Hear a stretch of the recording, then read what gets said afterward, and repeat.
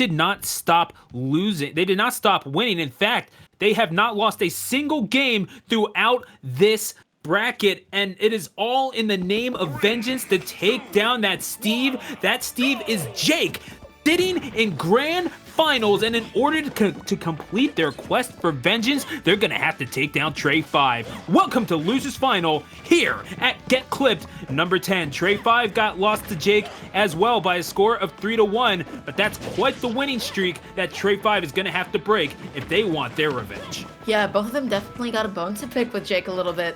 Right now, we just see ShinyMark jumping back and forth, trying to look for any means to be able to sort of get like a falling up, or maybe a falling forward. Not able to find those. Trey tries to go for the early block, no pun intended, but was not able to find it. ShinyMark still finding his way back onto the stage, trying to control this ledge. Neutral just covers so many options. That move is huge. That move is safe. You're able to get follow-ups off of it. Wow. So now the switch. We'll have to see if that necessitates a switch intact for Trey 5. Now, obviously, your goal is to slow down the game, but doesn't seem like that's happening thus far. Trey 5 is going to get scooped up and tossed out in a blaze of absolute vengeance from ShinyMark, who again has won 11 straight games up to this point. If Trey 5 wants to take down a run like that, gonna have to do that with a little bit more than two-dimensional thinking. Luckily, they've got a bunch of cubes on their side. Now the question is, how do you get back onto stage? And I want to say, I feel like people are starting to respect ShinyMark's side B a little bit too much. That move has a significant amount of startup. It also has like a couple of blind spots to it.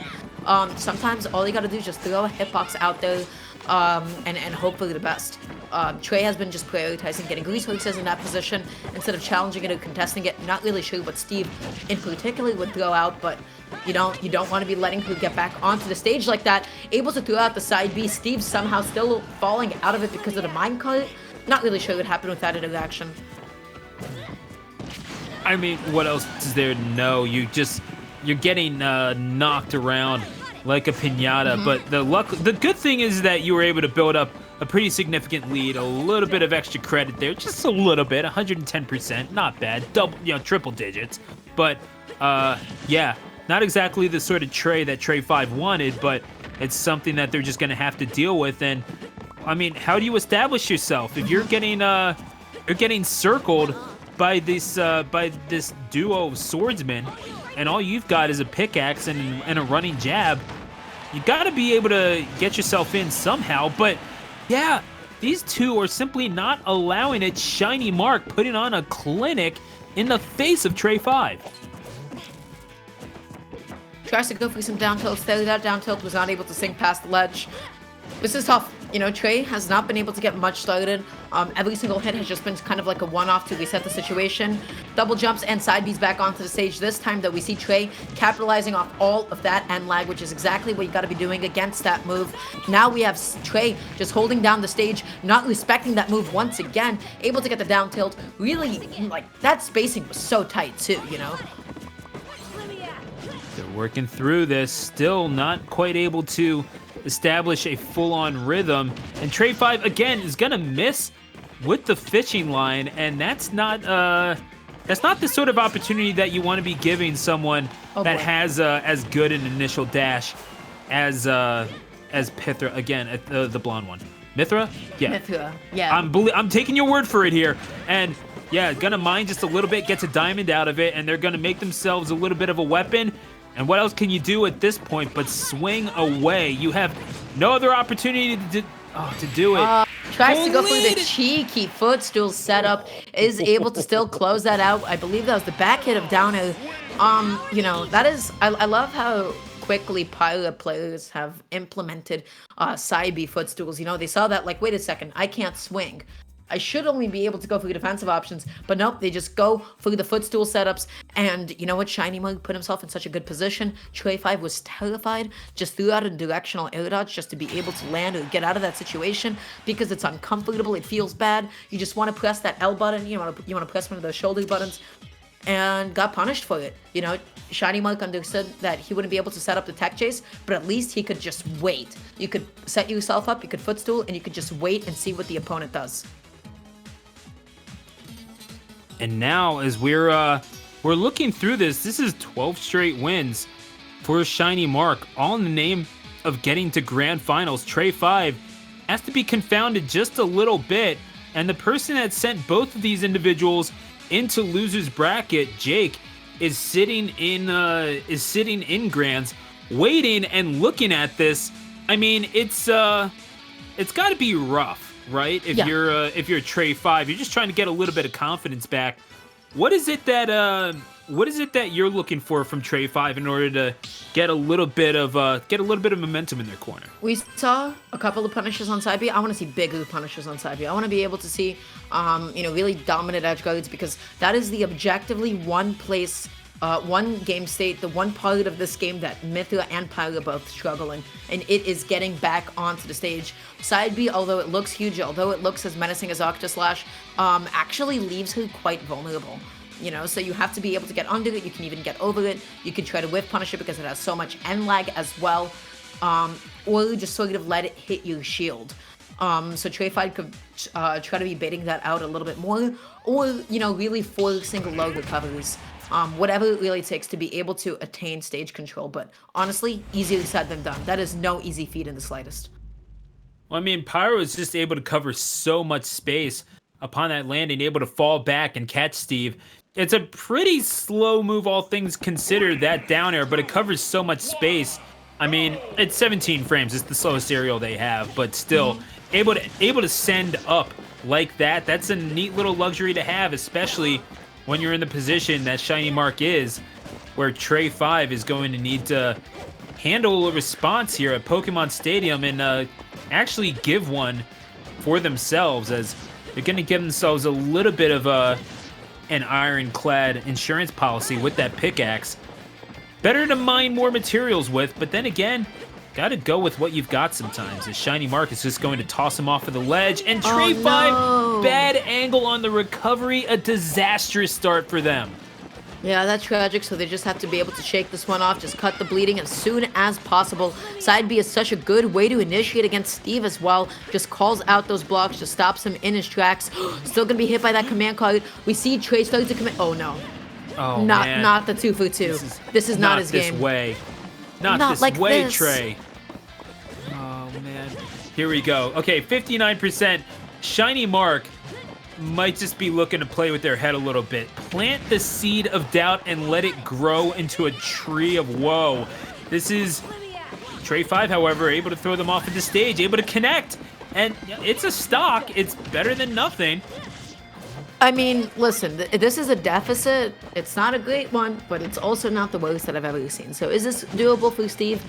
In some timeline, it definitely is. But ShinyMark's corner pressure, ShinyMark's edge guarding is immaculate. The way that they're positioning themselves, the way that they're just keeping Trey 5 off stage, forcing them to keep on expending resources. I love that little bit of patience.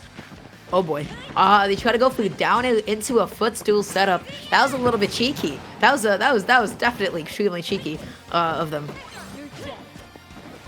I mean, ShinyMark looking to give Central America a little bit of representation here in the later part of this bracket, doing Guatemala proud thus far, and gonna look for the down throw here. I was kind of expecting back throw, not gonna lie, but whatever works, a little bit of a DI check, I suppose, for Trey 5, who is in triple digits and could well be on their way out of this game number 2 with nothing to show for it. However, might be able to cheese a stock, and they do, building up the wall and keeping out the Mythra. And again, it's the down air that scoops him up. That down air is menacing. It just follows up into everything so well. It has so much frame advantage. I've seen people do down air into up smash, down air into up air. It's that move is absurd, and it is so terrifying every single step of the way to be hit by something like that. Yeah, just like waiting for it, fishing for it, able to catch Steve on the whiff, and was able to get the up air out of it. Man, that was such an unfortunate game for Trey. They're really playing well, not considering how the first 2 stocks ended up happening, but everything after that, they just played so solidly. And honestly, block looks like it's going to be huge when it comes to edge guarding Mythra and Pyra. Trey 5 got that lead. He has those notes. Now he has to be able to capitalize on it. It's just going to be up to him to be able to execute that. Yeah, and I don't want to say that this was that conclusions have been drawn, but the prediction bot just said that ShinyMark has won this set. However, it is a best of 5.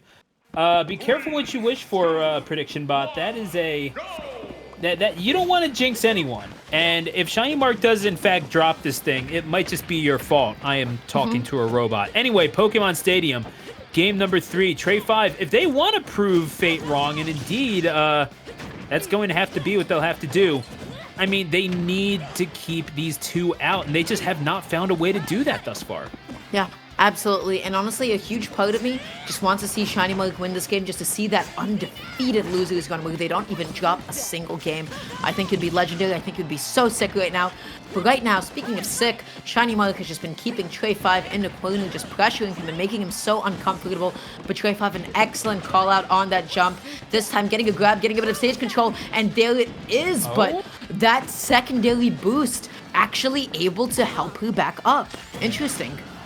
And also, should be noted that one time they did have a stone block at their disposal. That time, all it took was 2 dirt for Mythra to get through, and Trey 5 is going to be left trying to look for another solution here, as, well, really, they have no choice if they want to continue on in this bracket. Again, First Blood is going to be drawn by the swordsman from Central America, ShinyMark, and yeah, this is 3 stocks to 2 in triple digits. Trey 5 does have a way into this thing, but Minecart has simply not been effective at all, and we did see shades of this in the first set, and winners semifinals no less, Dara, where Trey 5 had a little bit of trouble keeping Quark out, and that was a Game & Watch. Yeah. Just Trey 5 is just struggling. You know, this entire game right now, they're not able to get too much started. ShinyMark is moving around them, playing around them. They're waiting. They have no reason to approach right now. And Trey 5 is swinging, just really looking to get something started, while ShinyMark is just maneuvering around them and baiting out these options. This is difficult. I mean, such a tough position to have to be in. ShinyMark looking for a position to strike. I mean, it's a rough position. This is someone who has not even attended a PGR event as of yet. Wow. You got to think, if they get the opportunity, one of those hidden gems. I mean, it's not like we don't know they exist. Ye, in fact, is considered one of the best Meta Knights in the world and one of Costa Rica's finest. Pura vida. Trey 5, however, getting a swing in on ShinyMark. You know what? I've got his sword too, says Steve, and they deploy it to take the first stock off of ShinyMark. That time getting the call out on the minecart. That is a Steve with ever so limited resources, has no more island to their name. Trey has got to get this hit and get a couple more on deck. Gets 1 bit of island, gets a bit of diamond. They just now need to be able to land and just get ShinyMark off of them, but not going to be happening quite yet. ShinyMark finds the upper, is able to close out that stock. They're moving around. I dare say schmoving. Ooh, gotta love that. Haven't heard anybody say schmoving in a while, so I had to just give a bit of Tri-State Smash love back. Absolutely. Drop the yours in the chat if you love Tri-State, by the way. But Mythra, right now, sitting here and having Trey 5 on their last stock, and this is where perhaps the panic starts to set in. But if you're a Steve, you rely on your patience, and you can't really afford to panic even when you're down a full stock like Trey is right now. Trey's trying to just force a lot of these interactions right now, just really trying to get so aggressive with it. Look at that. He overextended, gave up stage, tried to get back on once again with Minecart, and Trey 5 gonna be eating another F smash. ShinyMark with another 3-0. How many 3-0s, how many 2-0s have they just come off of? ShinyMark's Mythra and Pyra are just terrifying. Absolutely menacing. Their follow-ups, their ledge trapping, their corner pressure, they're just applying so many of their fundamentals that they've learned with other characters and just applying like all of these combo routes. It's